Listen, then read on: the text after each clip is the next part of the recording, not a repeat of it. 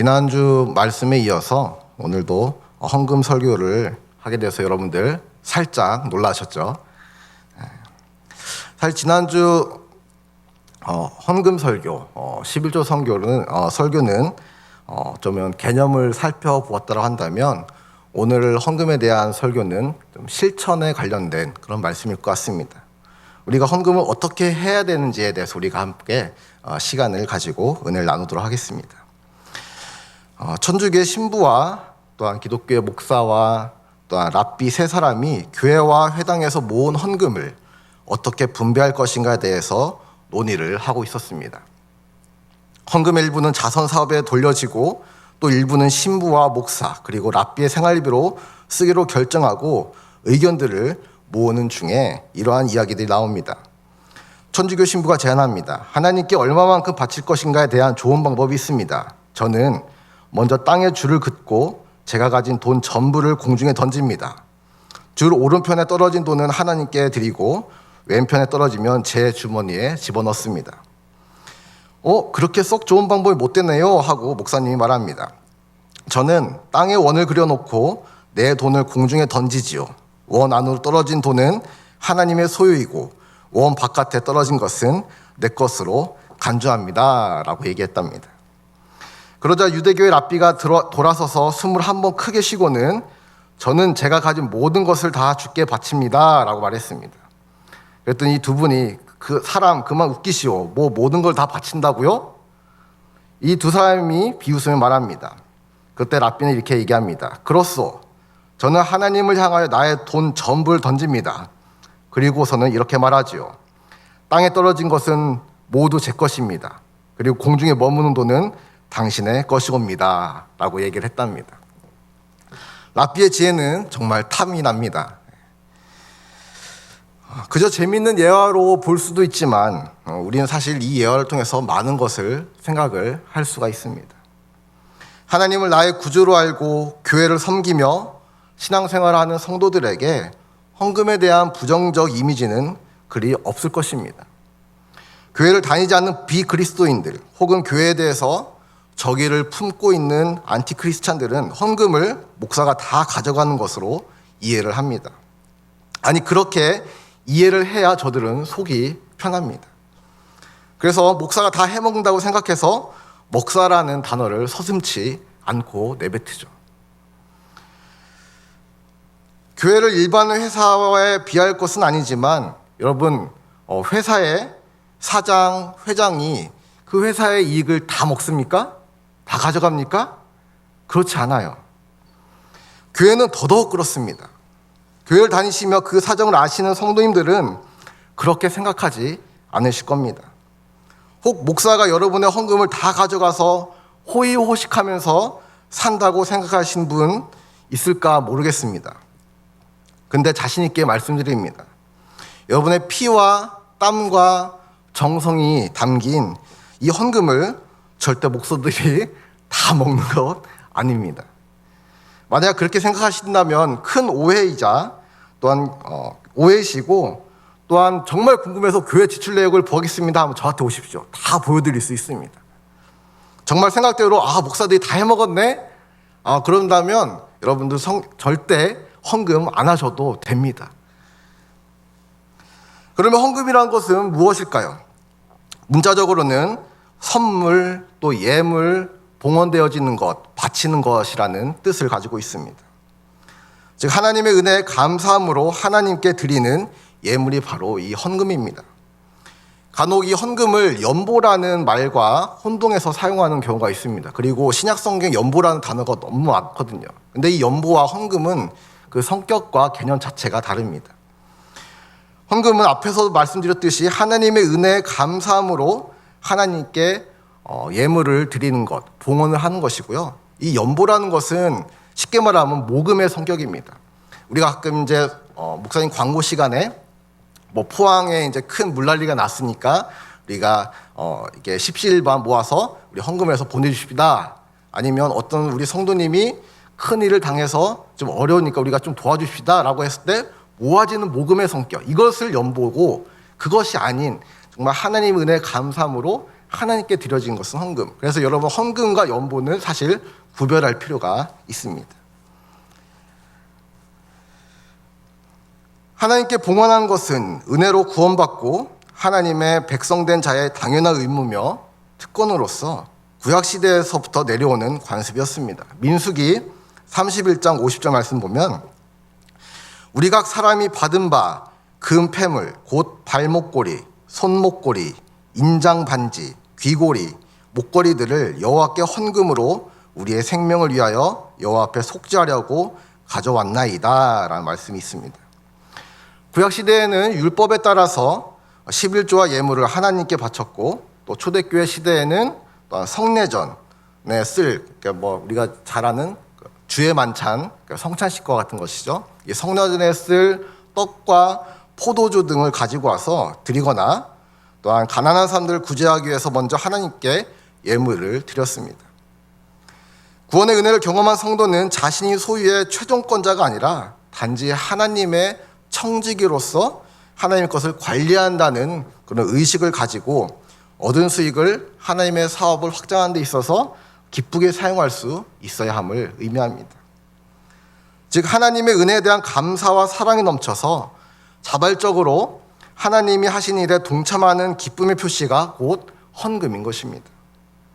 간혹 헌금을 현금이라고 하는 경우도 많이 봅니다. 근데 현금과 헌금은 한자 자체가 다릅니다. 헌금은 바칠 헌자를 써서 하나님께 바치다, 이 돈을 바치다라는 그런 의미가 있습니다.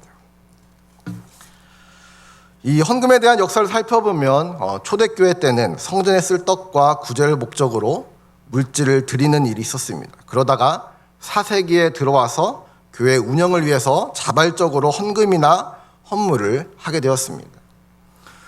오늘날과 같이 예배 순서에 헌금이 들어가는 시기는 11세기 들어와서 헌금이 예배 이 성례전에 예배 이 예전에 들어오게 삽입이 되게 되었습니다. 또한 이 헌금의 용도는 교역자의 생활이나 교회 유지 및 전도와 선교와 구제 등을 위해서 쓰였고 지금도 그렇게 사용이 되어집니다. 이 헌금이 목사가 다 먹지 않는다라는 이유 중에 하나가 이 교회를 운영하려면요 전기세, 수도세 다 만만치 않습니다. 앞에 무엇을 꾸며야 되고 관리하는 그 관리 비용으로 상당한 액수가 나갑니다.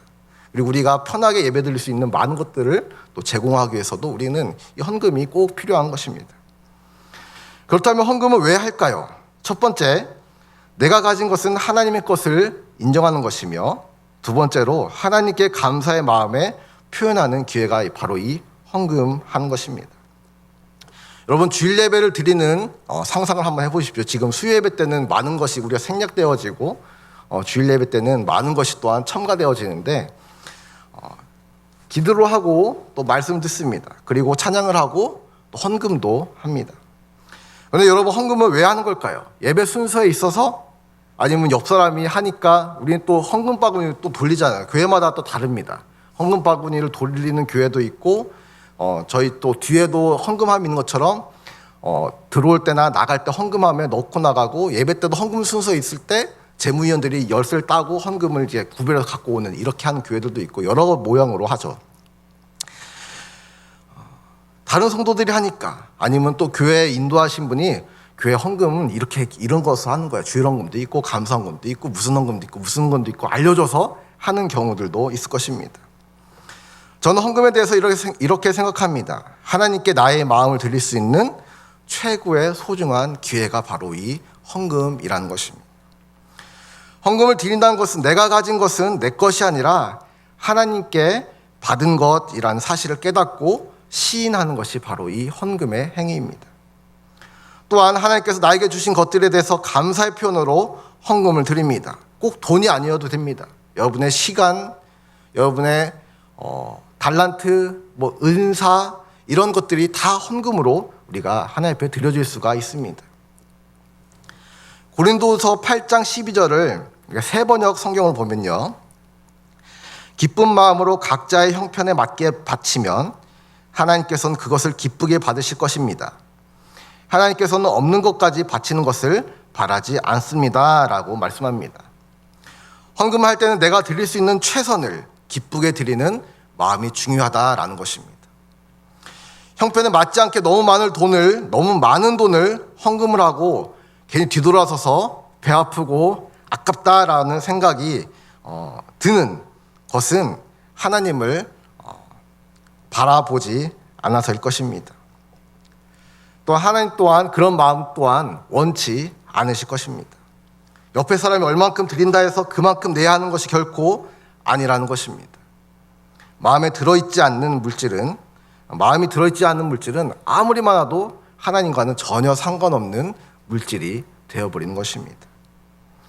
헌금할 때 마음이 얼마나 중요한지 한 이야기를 통해 알아보면, 예전에 한 시골 교회에서 아프리카의 의료 선교를 위한 특별 헌금 시간이 있었답니다. 지금 우리가 헌금 바구니 쓰는 것과는 달리 그런 것이 없어서 쟁반을 돌렸다고 합니다.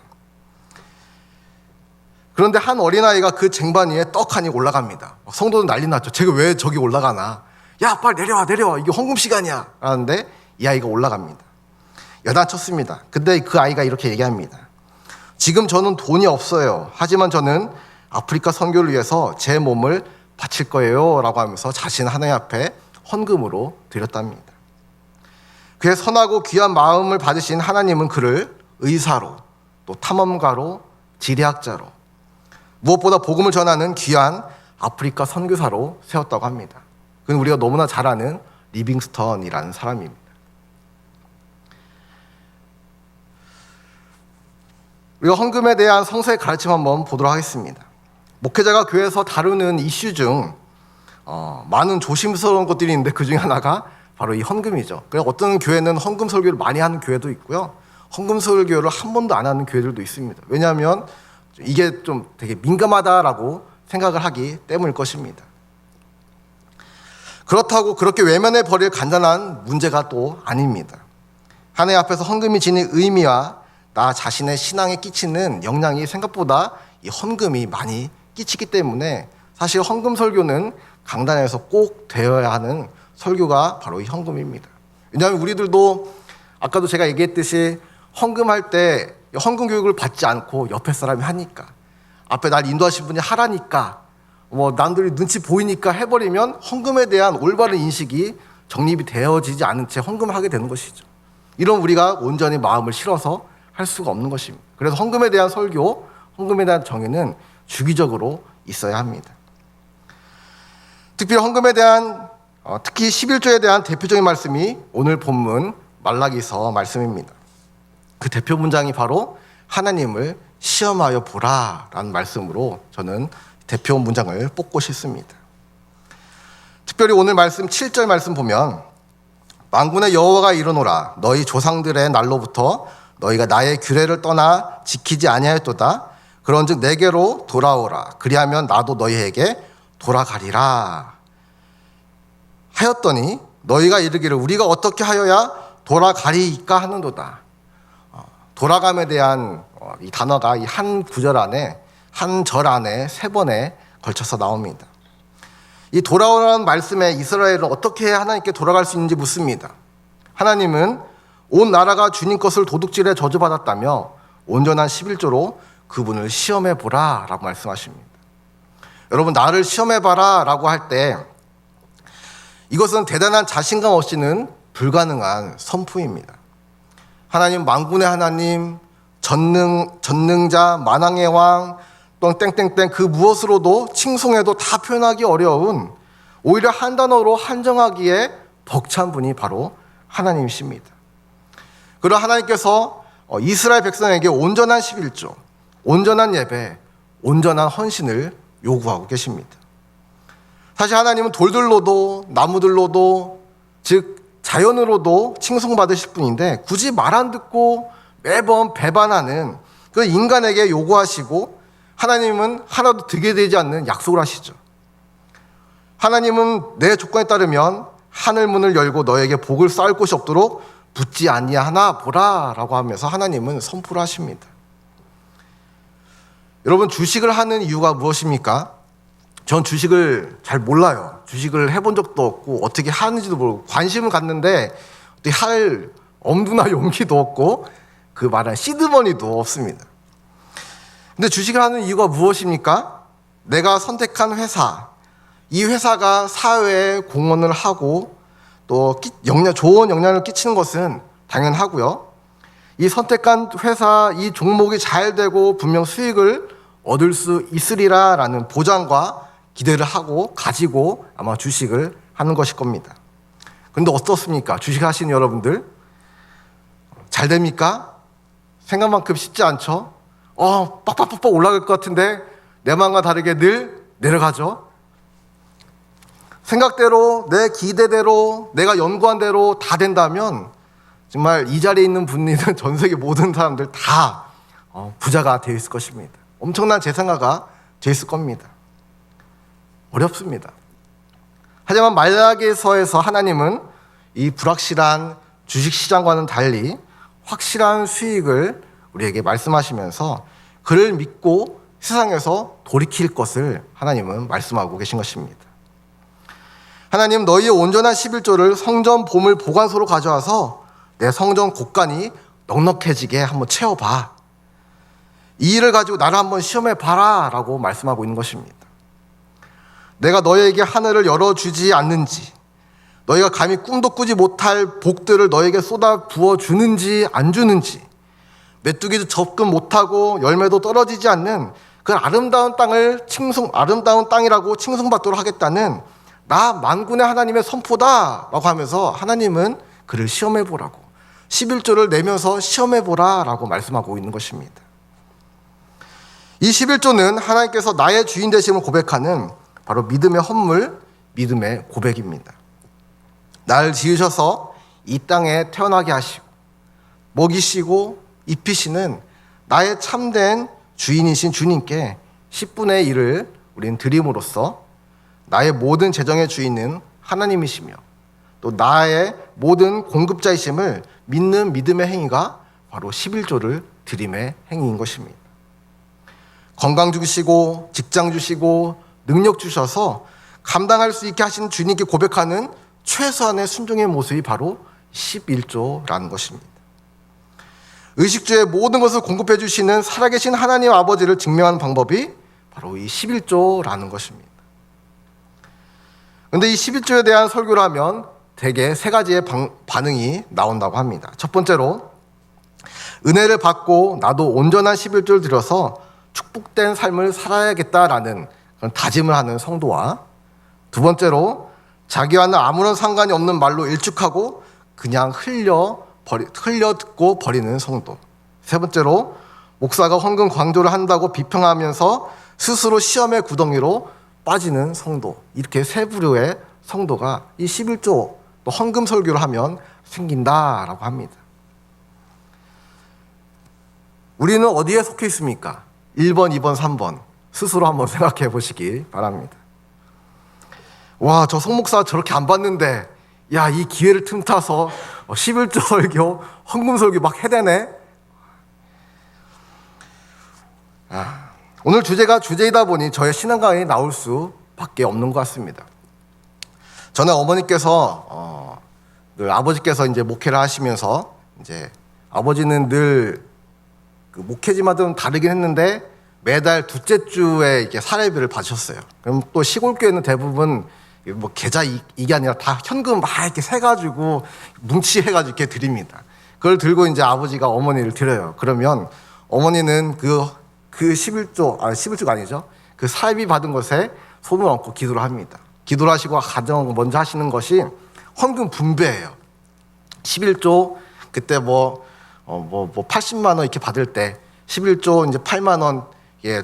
근데 8만 원 하면 좀 아니까 엄마는 늘 그 이상 딱 맞춰 땡을 맞춥니다. 늘 10자리로 맞춰가지고 10만 원 딱 띄고, 그다음에 4주간 할 감사헌금 또 분리하고, 또한 4주간 할 쥐런금 아버지 거, 어머니 거, 저희 용돈 줄 것까지 해서 또 분리하고, 그다음에 생일, 우리 가족 중에 생일 있다, 생일 거 분리해놓고, 그다음에 구역헌금, 구역도 이제 사모님도 다 하니까 구역헌금 분리하고, 이렇게 다 분리해서 장롱 어디 한 켠에 딱 엄마가 정해놓은 자리가 있어요. 장롱 열고 아버지 옷을 들어서 몇 번째 넣어놓고 이게 있었거든요. 전 늘 그걸 보호하면서 자랐습니다. 이렇게 하고 남는 게 이제 얼마 안 되잖아요. 그러면 그거로 그냥 죽이 되든 밥이 되든 그냥 살았습니다. 쌀독에 딱 성미도 떨어지고 하면 이상하게 예전에도 한번 잠깐 간증했는데 어디서 보면 쌀이 그냥 들어와요. 저는 저 알지도 보지도 못했던 어디 뭐 이장님이라는데 아이고 저기 전 목사님 고생한다는데라고 하면서 쌀 한 마디가 한 가마니가 와 있기도 하고 막 이런 식으로 하나님께서 채워주십니다. 그러니까 늘 뭐가 부족해도 뭐가 없어도 늘 하나님이 채워주셨던 것을 늘 보면서 체험하면서 살았던 것 같습니다. 이런 모습을 보고 자라온 저는 어떠한 헌금관을 가지고 살고 있을까요? 여러분들이 알아서 해석을 하시기 바랍니다. 여러분, 예수님께서 말씀하신 비유가 40여 가지가 있는데 그 중에 절반이 물질에 관련된 비유입니다. 상당합니다. 또 말라기서에 있는 말씀과 같이 온전한 11조를 하나님께 드려서 하나님을 시험해 보라라고 하는 말씀은 이 말라기서 말씀이 유일합니다. 이 말씀 너희가 하나님 말씀대로 행해서 그 하나님이 주시는 하나님의 축복을 실제로 체험해 보라라는 그런 말씀인 것입니다. 그러면 온전한 11조는 어떻게 드려야 할까? 앞서 헌금을 어떻게 드려야 하는 것과 같은 맥락일 것입니다. 첫 번째, 11조를 드릴 때는 오직 믿음으로 드려야 합니다. 여러분, 신앙생활, 특히 이 믿음 생활은 물질을 뛰어넘느냐 뛰어넘지 못하느냐에 우리가 많은 것이 걸려 있습니다. 이 물질을 뛰어넘을 때 진짜 기쁨의 신앙을 우리는 누릴 수가 있습니다. 우리 요새 그 높이뛰기 선수 중에 우리나라 그 우상혁 선수라고 있습니다. 다른 이 높이뛰기 선수들 보면 키도 엄청 크고 뭐 좀 다들 잘생기기도 하고 막 괜찮아요. 저 정도면 넘을 수 있겠는데 딱 봐도 그냥 다 넘을 수 있을 것 같은 그런 피지컬을 가지고 있습니다. 근데 우상혁 선수 봤을 때 딴 선수처럼 다 말랐는데 왠지 더 안 되게 말라 보여요. 그래서 뛸 수 있을까라고 하는데 뭐 대회 나가면 금메달 따고 은메달 따고 그렇습니다. 이 높이뛰기 선수들이 보면 그 앞에 계속 뭐 중얼중얼해요. 뭐 주문을 외우겠죠. 그러면서 그들이 하는 얘기는 그 마음속에 하는 얘기는 저 넘을 수 있다라는 그 믿음을 가지고 그 앞에 임하게 되는 거죠. 혹여라도 못 넘었으면 이 정도? 그래 다음번에 넘을 수 있어 라고 하는 그 믿음을 가지고 저는 뛰고 그것을 넘게 되어집니다.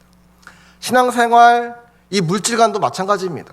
먼저 마음을 넘기고 나 저거 넘을 수 있어 라는 믿음을 가지고 해나가면 우리는 감사하게도 그 물질을 뛰어넘는 정말 온전한 아름다운 신앙생활을 우리는 누릴 수가 있게 되는 것입니다. 이 11조는 율법이 아닙니다.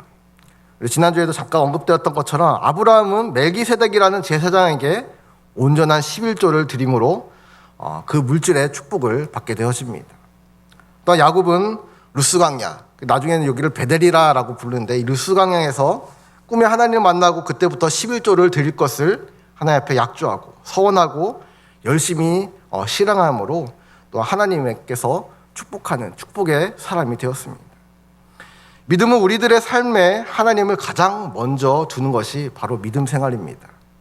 제일 먼저 하나님을 생각하고 그 말씀대로 사는 것이 믿음인 것입니다. 그래서 하나님이 주신 계명 중에 첫째가 너는 나 외에 다른 신을 두지 말라라고 합니다. 근데 이것을요 우리가 원어로 보면 너는 나 외에서 나 외에는 알 파나이라는 히브리어를 쓰는데요.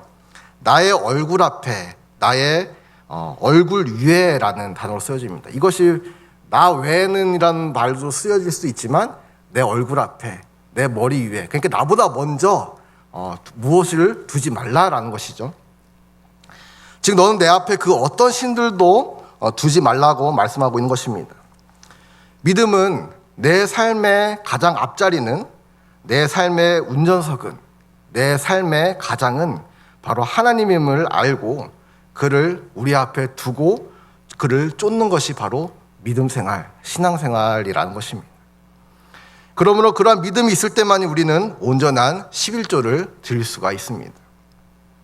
온전한 11조를 하나님께 드림으로 우리가 하나님을 사랑하는 증거, 믿음을 가지고 있는 증거를 나타내 보이는 것입니다. 여러분 한번 자신을 시험해 보십시오. 여러분 11조를 드릴 때 내 마음이 어떤지 한번 되돌아보는 그런 시간도 가지길 소망합니다.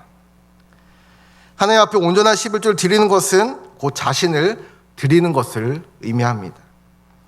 온전한 11조를 드리는 것은 자기를 부인하고 자기 십자가를 지고 주님을 따르는 신앙 고백이 바로 이 헌금, 이 11조 생활을 하는 것이죠.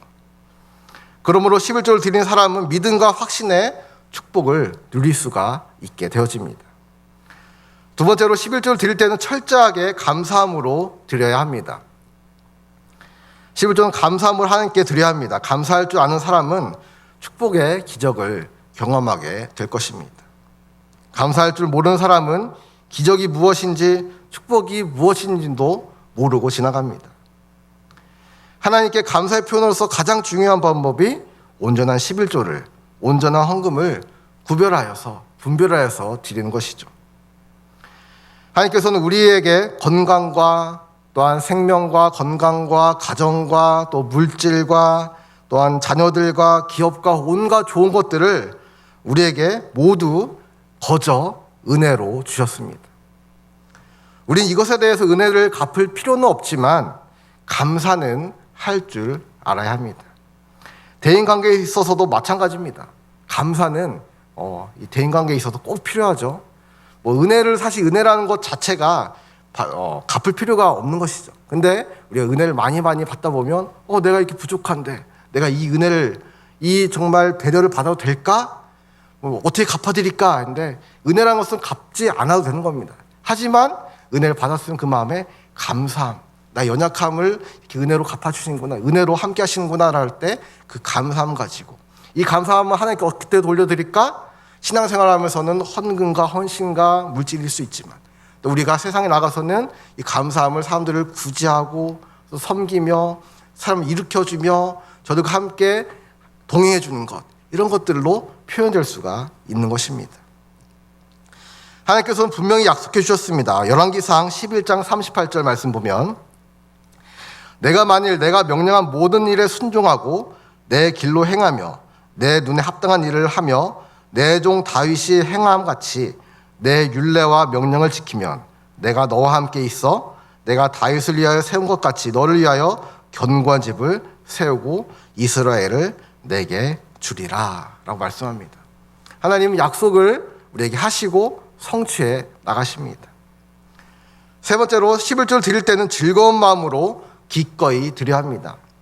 고린도후서 8장과 9장 말씀인데요. 8장 12절 말씀 보면, 할 마음만 있으면 있는 대로 받으실 터이요 없는 것은 받지 아니하시리라. 9장 7절, 각각 그 마음에 정한 대로 할 것이요 인색함으로나 억지로 하지 말지니 하나님은 즐겨내는 자를 사랑하시느니라.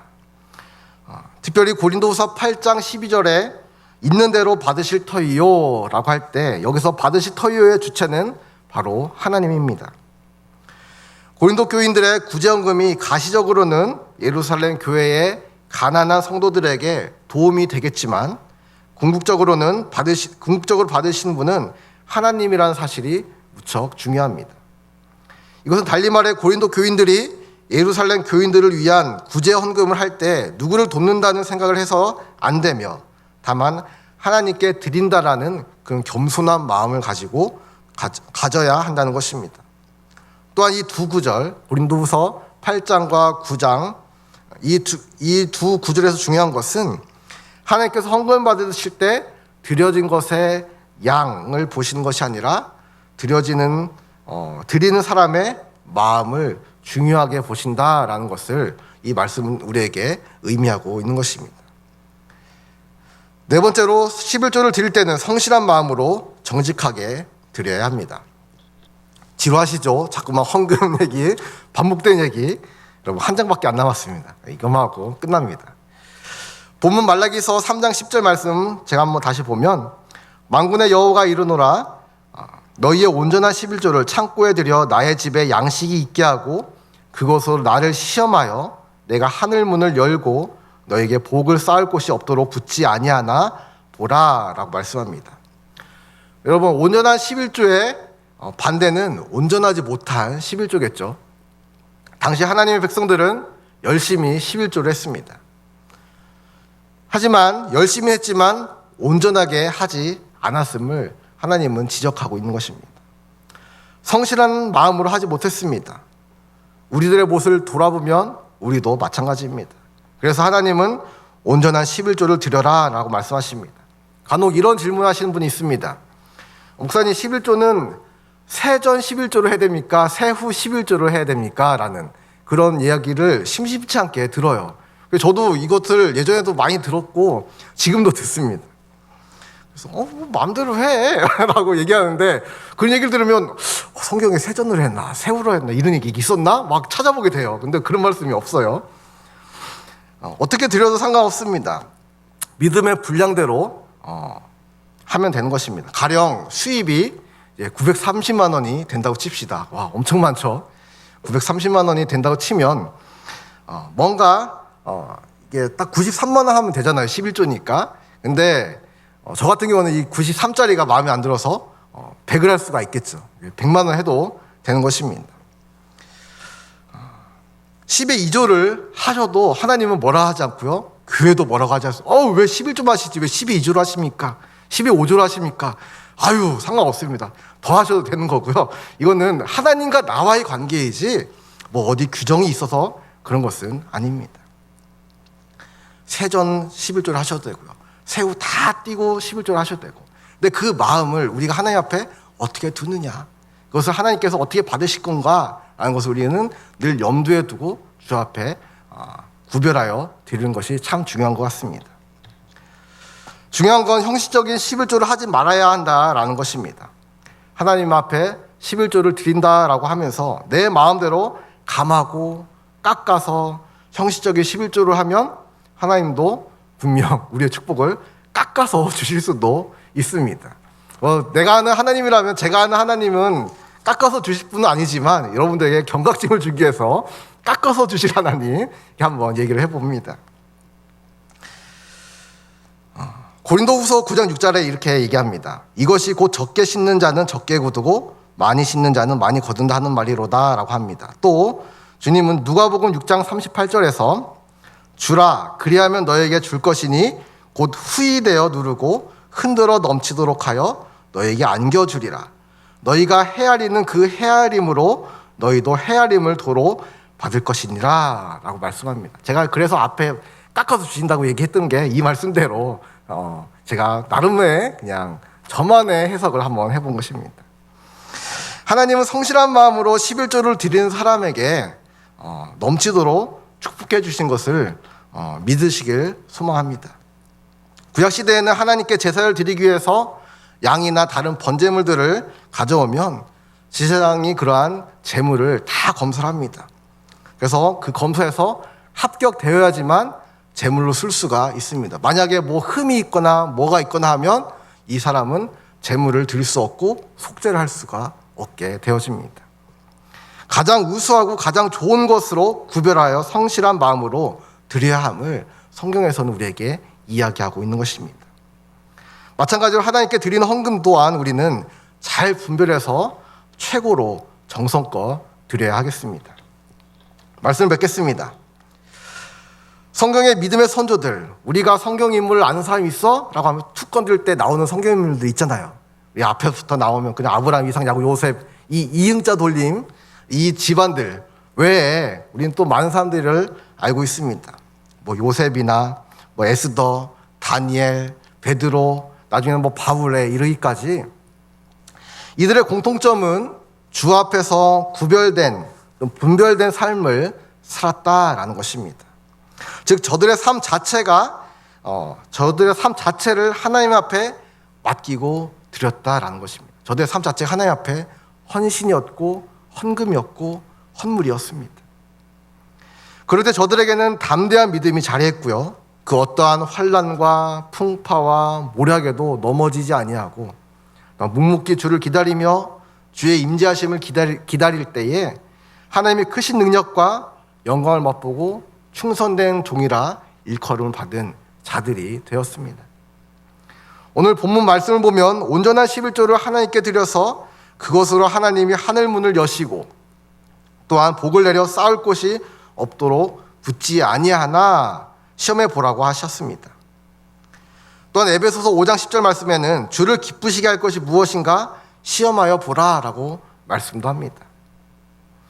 사랑하는 우리 성도 여러분, 정말로 여러분을 사랑하고 또한 여러분을 아끼고 또한 여러분이 잘 되었으면 하는 마음으로 권고의 말씀을 드렸습니다. 헌금에 대한 물음이 있어서 이와 같이 헌금에 대하여 11조의 말씀을 드리는 것은 그 기회를 틈타서 헌금 많이 하게 해야지라는 생각이 깔린 상태로 한 것은 절대 아닙니다. 하지만 성도라면 하나님의 은혜 가운데 삶을 누리는 주의 백성이라면 그 은혜에 대한 감사의 표현을 헌신과 또한 섬김과 헌금으로 표현해야 합니다. 말하지 않아도 알아요. 그저 바라보면 여러분, 이게 참 되게 예쁜 노래고요. 감성을 자극한 노래인데 여러분 말하지 않으면 알아요? 거의 50%도 70%도 모를걸요? 진짜 어떤 같은 상황 눈빛만 봐도 아는 거는 부부관계도 참 힘이 듭니다. 너무너무 어려워요. 그저 바라보면 잘 모릅니다. 알았으면 그것으로 끝나는 것이 아니라 삶에 적용해야 되고요. 행동해야 되고요. 실천해야 됩니다. 그냥 바라만 보고 듣고 끝나는 것은 우리에게 있어서는 안 될 일일 것입니다. 오늘 헌금에 대한 말씀을 들었으니 들은 것으로 끝내지 마시고 주 앞에 온전한 헌금을 드림으로 주께서 여러분의 삶에 어떻게 일하시는지를 체험하고 또 간증한 삶이 되기를 간절히 원하며 말씀을 마치도록 하겠습니다. 잠시 기도하겠습니다. 사랑과 은혜가 충만하신 하나님 감사합니다. 오늘 성도님의 물음에 답하는 또한 헌금에 대한 말씀을 우리가 함께 나눠보았습니다. 하나님, 이 헌금이라는 것, 아버지 하나님 또한 주께서 말씀하실 때 두 주인 섬길 수 없다라고 할 때도 아버지 이 물질이 들어갑니다. 하나님, 우리 또한 하나님의 말씀을 아는 우리들, 하나님을 알아가는 우리들, 하나님의 뜻을 아는 우리들은 아버지 이 물질을 뛰어넘게 하여 주시옵소서. 물질을 뛰어넘는 이 믿음을 가지고 우리가 기쁨과 감사함으로 신앙생활을 해 나가게 하시고 또한 이 물질이 정말 하나님께서 나에게 주신 것임을 또 우리는 이 물질의 청지기로서 잘 이것을 관리하며 하나님의 앞에 곳간에 잘 들어갈 수 있도록 유지하며 나가는 지혜로운 우리가 될 수 있도록 주께서 인도하여 주시고 또한 그런 주님의 말씀에 순종하며 나갈 수 있는 우리가 되게 하여 주시옵소서. 주님 말라기 말씀에서 말씀하십니다. 나를 시험하여 보라 라고 말씀하십니다. 하나님, 우리가 담대한 믿음으로 주 앞에 기꺼이 온전한 11조 온전한 헌금을 구별하여 드리게 하시고 그로 말미암아 주로부터 오는 신령한 은혜와 축복을 받아 누리는 귀한 복된 성도님들 될 수 있도록 주여 도와주시옵소서. 예수님의 이름으로 기도합니다. 아멘.